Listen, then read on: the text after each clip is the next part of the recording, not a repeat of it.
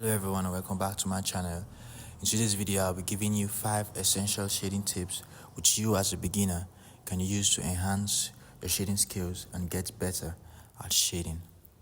So make sure you watch this video till the very end and don't forget to leave a like and subscribe if you haven't done that already. So without further ado, let's begin. Charcoal pencil medium, as you can see there, charcoal pencil medium, and then I have the charcoal pencil, the hard. Now they are basically almost the same thing. The only difference is that the hard is used for all these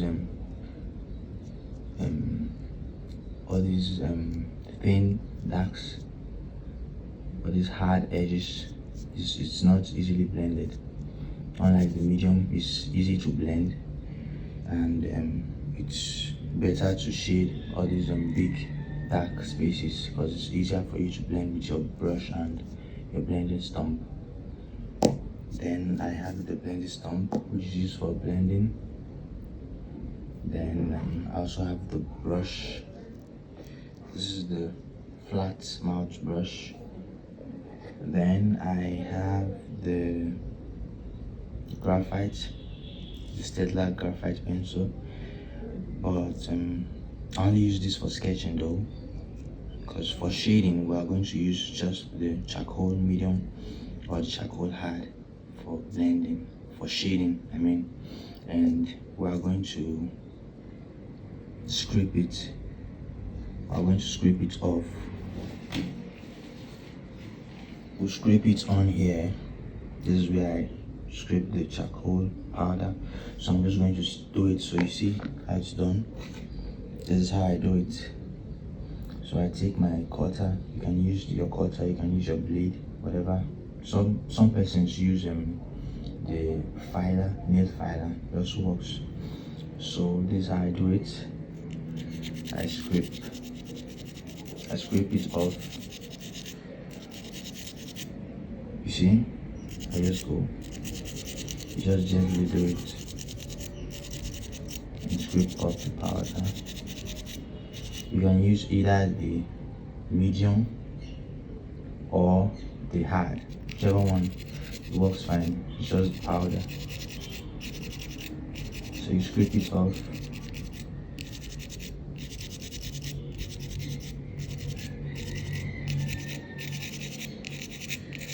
And then you're good to go. So basically that's how I do it. And then I have another small brush here, and another small flat brush. This I use for stronger shading, or this harder shading. But for this I use it on majorly skin or some kind of smoother shading. That's what I use these soft brushes for, round brushes. And then I have my kneaded eraser, and then the normal eraser. So basically these are my tools. And yeah, let's start the 5 circles. Then for each of the circle we are going to be doing a different shading technique. For each of the circles we'll be doing a different shading technique.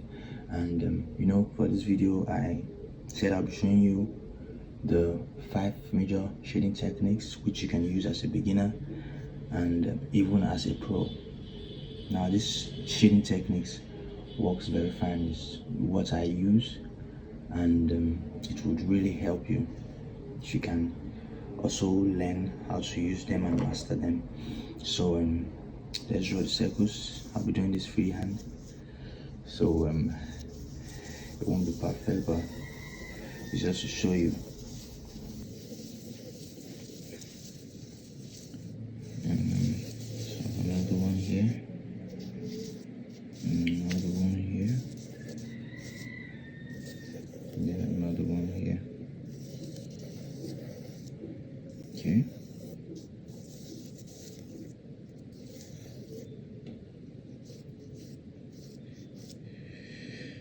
Okay. So we'll be doing the first shading technique, which is the hatching. Now what I'll do, I'll just take my charcoal pencil. Now I'm using the charcoal pencil so it will be more visible for you to see. Now the hatching basically is making lines, hatching, lines going in one direction. That's the hatching. So for the hatching, you just make lines. It can be straight lines, it can be diagonal lines, but you do not cross over them. That's the difference between the hatching and the cross hatching. Now for the cross hatching, you cross over them, but for the hatching, it's just in one direction. Now let's say for each of them, all the circles, our light source is coming from this direction. So basically it's very easy to do. Now when moving towards the light source, you make fainter hatches, fainter lines. You reduce the pressure on the paper.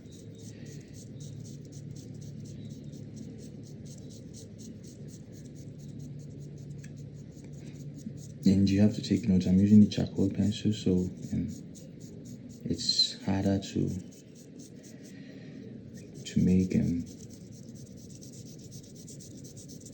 more pronounced hatches.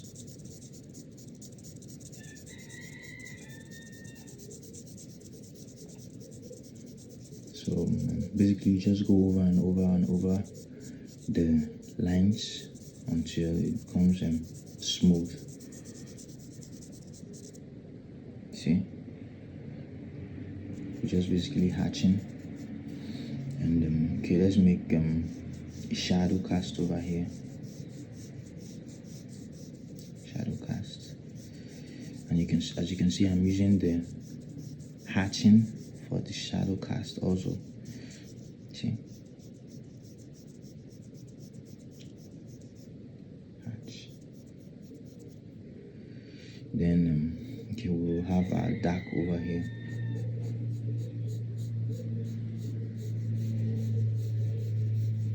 Because the light source is coming from this direction, so the shadow is over here. When you have the light source coming from here, the shadow will be here. That's how light and shadow works.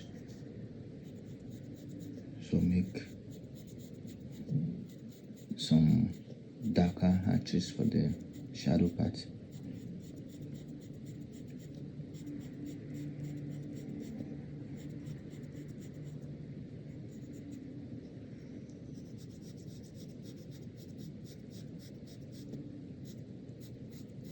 I'm trying my best not to cross over them, because that will be cross hatching. Because what we're doing is the hatching, not the cross hatching. So this method works very well with portraiture and also landscape drawings. The hatching method works well for both portraiture and landscape.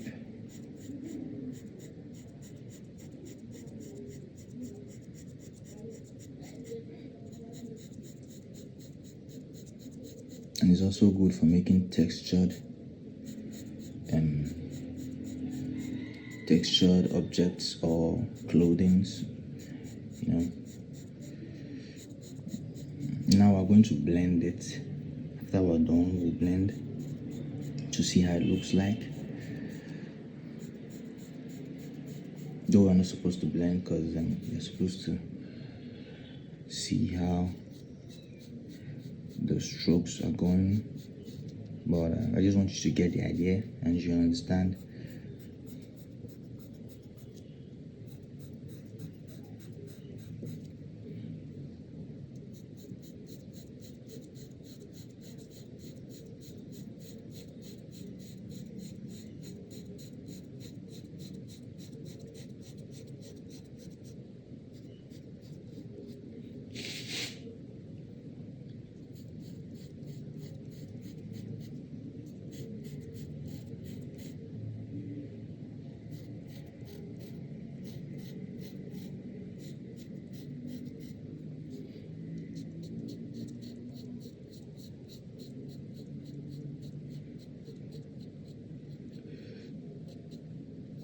I want you to understand something. I'm doing this hatching and I'm not making any line, but you can feel the shape of the cycle. I'm not actually doing any line on the edge to form the shape. As you can see, the shape is forming. This is something most beginners fail to realize, that you don't have to draw lines to form the shape of an object. Shading, you can use shading to suggest and bring it out.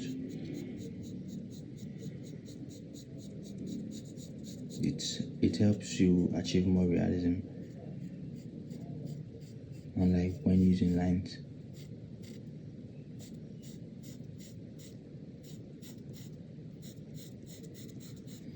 Now we have the dark and the dark tone, then the middle tone, then the highlight. Let me make this highlight a little bit smaller. So I just go over there. Okay.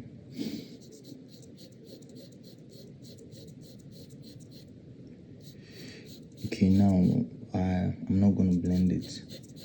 I won't blend it so you'll understand as I go further with the rest circles.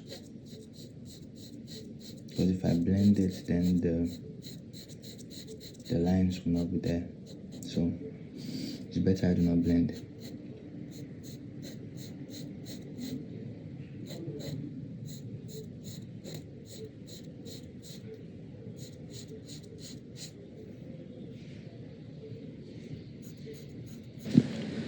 So now we'll move over to the second shading technique, which is the cross hatching.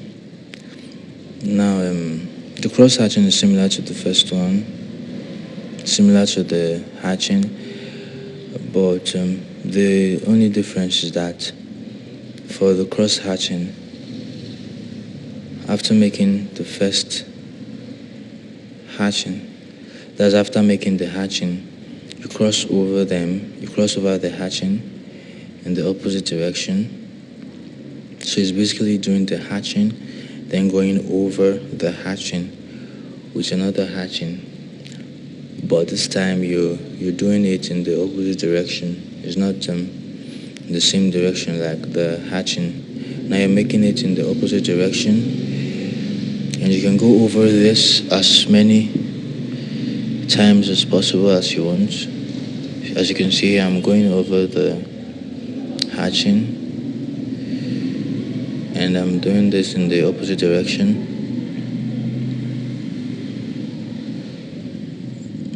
I'm doing this in the opposite direction. I'm just going over the first layer,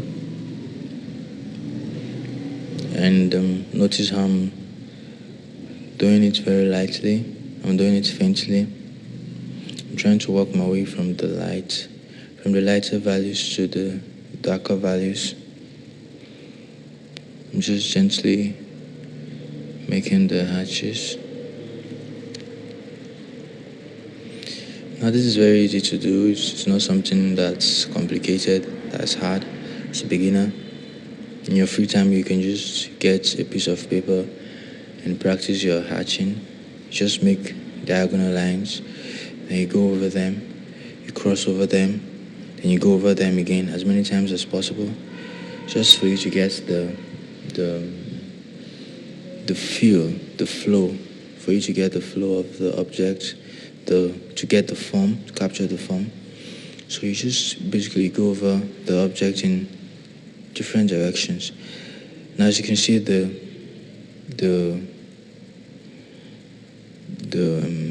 the directions of the lines I'm doing is going this way because this object is round. So if you notice how I'm doing it, I'm following the shape of the object. I'm going round, trying to make it round, trying to get the volume. Now, if this object was something different, let's say a box, now my hatches would be different. I'll try to make another video for that so you understand what I'm saying. So here I'm just making layers upon layers of hatches, going in different direction.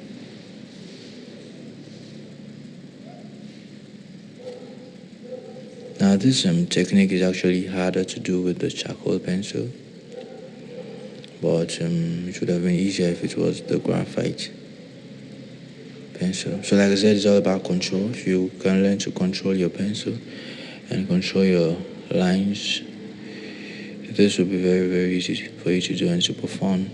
To perform. It's an exercise to make you better. Exercise.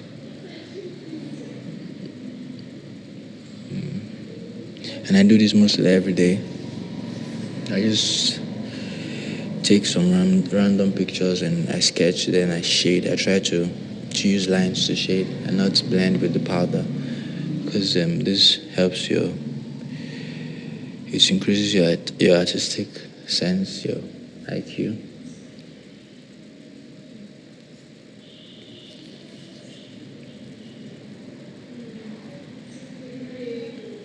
And it gives you a sense of volume, a sense of direction and shape, how objects are, and how to represent them with lines. It helps you as an artist.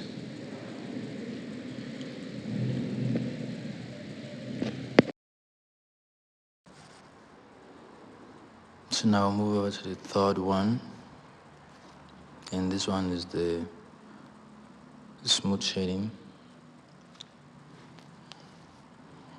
Now this is the most common type of shading. It's done is used to shade the skin, the human skin.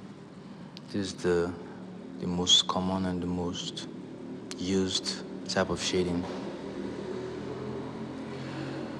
So what you need for this type of shading is just your charcoal powder, then your brush and your blending stump.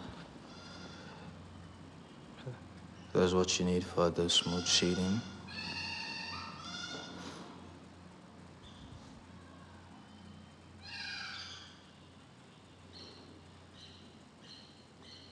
So this type of shading is not actually really hard to do. It's really, really easy. All you have to do is learn to control your brush and how to apply the brush with the powder. So I'm going over the circle with my charcoal pencil, trying to get the shadow part.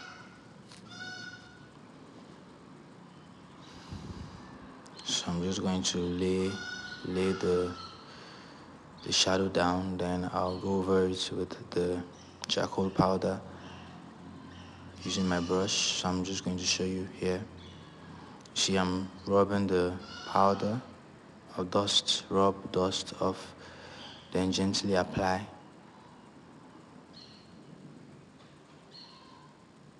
That's just it. You rub, then you dust off the excess powder, then you gently rub.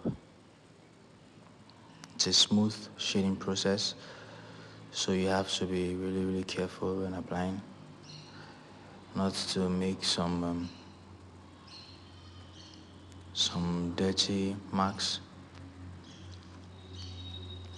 So you just gently apply.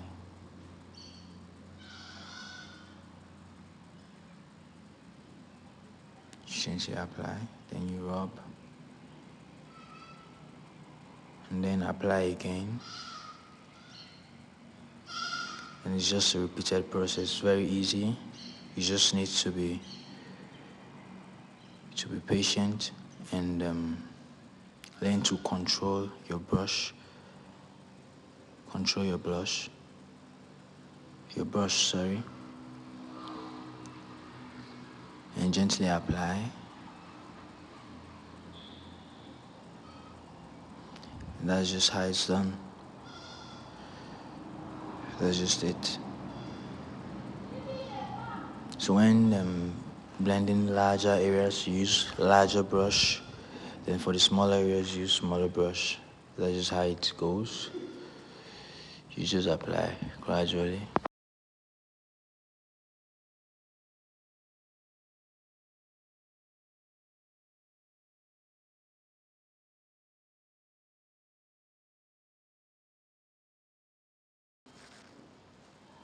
Then we have the fourth one. This is the scribbling shading.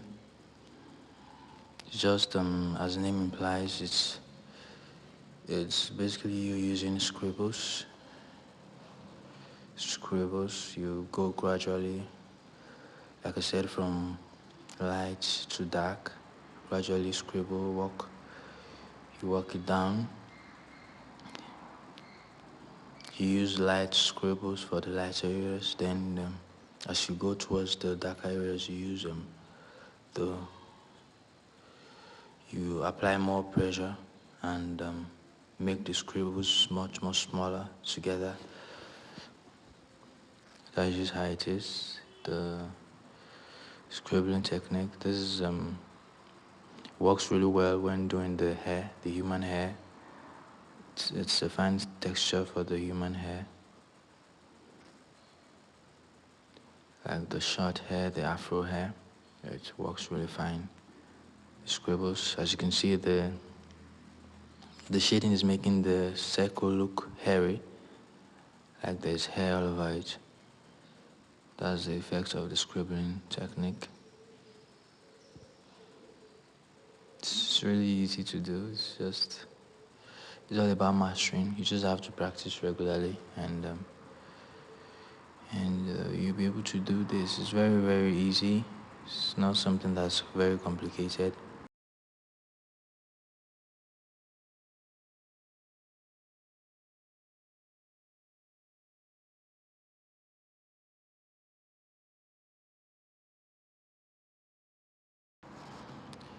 So now we'll move over to the last one, which is the dotted shading technique. Now basically it's the use of dots to create form